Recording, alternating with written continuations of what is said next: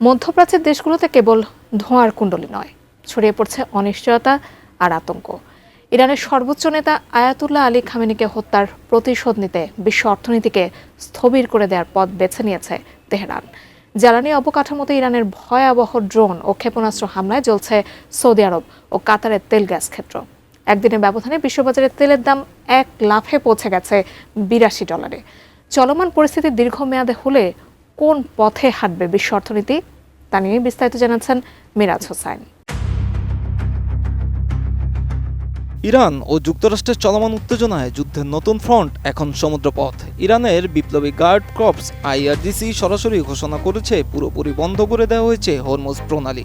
IRGC commander in চিফের senior উপদেষ্টা ইব্রাহিম জাবারি এক কড়া সতর্কবার্তায় জানিয়েছেন, কোনো জাহাজ এই রুট অতিক্রমের চেষ্টা করলে তাতে আগুন ধরিয়ে দেওয়া হবে।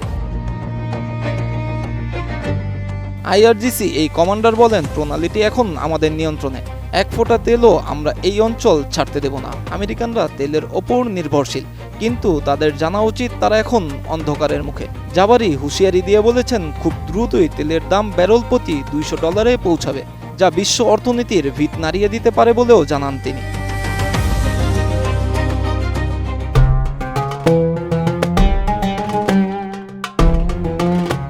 শুধু হুমকি নয়, সোমবার সকাল থেকে শুরু হয়েছে তাণ্ডব। ইরানের টার্গেট এখন প্রতিবেশী দেশগুলোতে থাকা মার্কিন মিত্রদের জ্বালানি স্থাপনা। সৌদি আরবের বৃহত্তম তেল শোধনাগার রাস তানুরা এখন উৎপাদনহীন। প্রতিদিন প্রায় 5.5 লাখ ব্যারেল তেলের যোগান দেয়া এই স্থাপনাটি এখন মৃত্যুপুরী।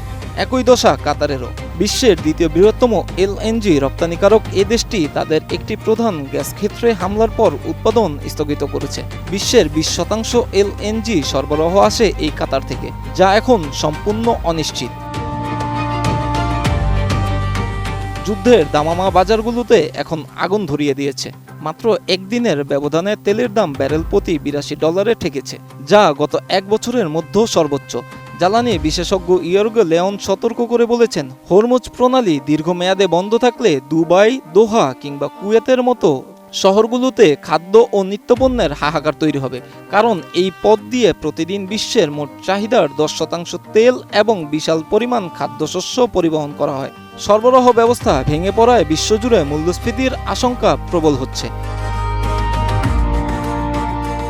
এই সংকটে মধ্যপ্রাচ্যের মার্কিন মিত্রদের মধ্যে তীব্র ক্ষোভ সৃষ্টি হয়েছে। কুয়েতের আহমাদি শোধনাগারে হামলায় কর্মীরা আহত হওয়ায় জনমনে আতঙ্ক বিরাজ করছে। সৌদি আরবের কর্মকর্তাদের অভিযোগ, যুক্তরাষ্ট্র কেবল ইসরায়েলকে রক্ষায় ব্যস্ত, অথচ তাদের তেল ক্ষেত্রগুলো এখন ইরানের ড্রোনের মুখে অরক্ষিত, সেদিকে খেয়াল নেই। রাজনৈতিক বিশ্লেষক সাচা ব্রুজমানের মতে, ইরানের এই হামলা অত্যন্ত পরিকল্পিত। তারা মার্কিন প্রেসিডেন্ট ডোনাল্ড ট্রাম্পের উপর মনস্তাত্ত্বিক চাপ সৃষ্টি করতে চায়, যাতে যুক্তরাষ্ট্র এই অঞ্চল থেকে পিছু হাঁটতে বাধ্য হয়। তেহরান বনাম তেল আবিব ও ওয়াশিংটনের এ লড়াই এখন কেবল সামরিক নয়, এটি একটি পূর্ণাঙ্গ অর্থনৈতিক যুদ্ধে রূপ নিয়েছে। বিশ্ব তাকিয়ে আছে পরবর্তী পদক্ষেপের দিকে। Miraj Hossain, ATN news.